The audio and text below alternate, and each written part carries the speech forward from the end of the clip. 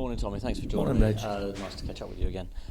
Firstly, can we talk about the game on Tuesday and your views of that and how the players are responding? What's the mood like for them? Yeah, huge disappointment in the result. Obviously, we didn't want to lose any games, and that one being billed as it was. So there's disappointment. Obviously, we've got to get over that as quickly as we can, and we'll get over it as quickly as we have any other defeat or reverse we face this season. But again, having reviewed the game myself, both on the video and the reports we have on the game, it was a game of real fine margins. They've had one more chance than us and took it. And I think if you're a purist and you watch the game back, you'll see that there's a lot of lads doing a lot of things that aren't natural to them. So forwards have had to work harder as defenders for both teams. And it's been a game played really between the boxes rather than both boxes. Both goalies only made 2 saves.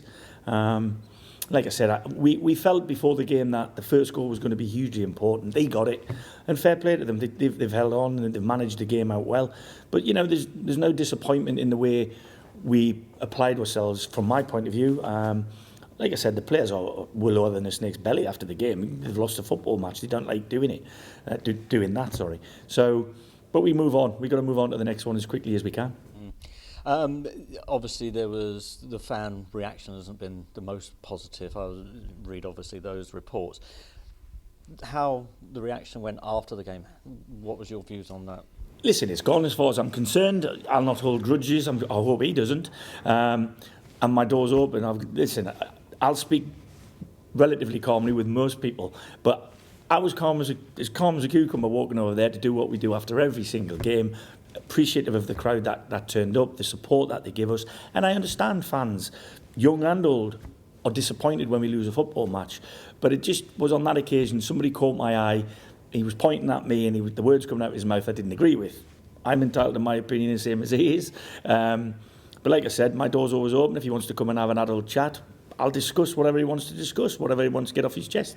But look, I've met with and spoke with numerous fans all season, home and away, at the game and away from the football ground, and I have no problem at all. I'd like to think that the relationship in general with the crowd and our staff and our players is excellent, as good as any I've seen in the division. I don't see many teams doing what we do after every game, and that'll continue. Like I said, I don't hold grudges, and that game's gone. Does it frustrate you and the players when you read about the social media comments that people are making and judgments and calls they're making about your tactics and the lineups? I mean, I think that's a minefield to get into, to be honest with you, Reg. I tend not to look at it too much. If you did, you'd be up here one week and then you'd be down here the next week. So when incidents like that happen, or situations like that have happened, we've lost a game, there's emotions are running high, people will put things out there they may well regret. If they don't regret them, they should certainly look at them again a second time before pressing the send button, because it has ripples effects. I mean, I think players will be more affected than me. I'm a bit older, I'm a bit more thick-skinned, and like I said, I don't really read too much of it anyway, so I'm nonplussed. Moving on. Hereford on Saturday. How are you raising the players, getting them back in the mindset? What's your hopes for the way they'll respond on Saturday?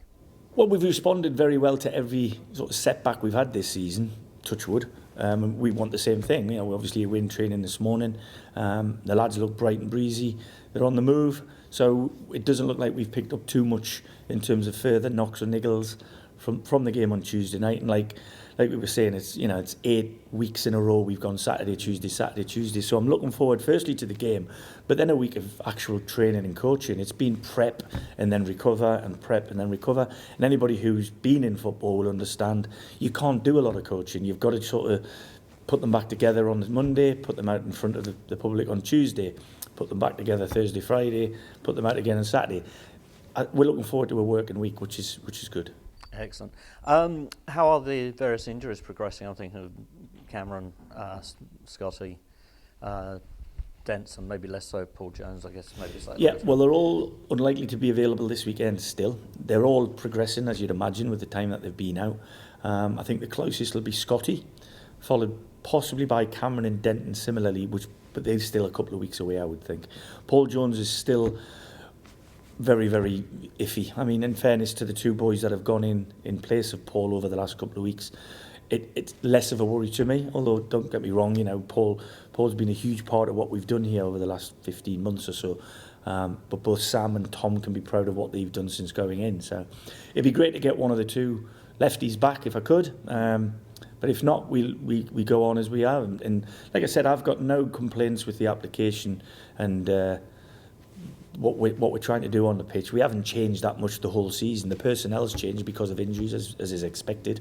And there may well be one arrive or two arrive before the deadline. But if it didn't, it's not because we haven't looked and we haven't tried. And it's not because of any other reason that we haven't found the right fit for the piece of the jigsaw that we really want.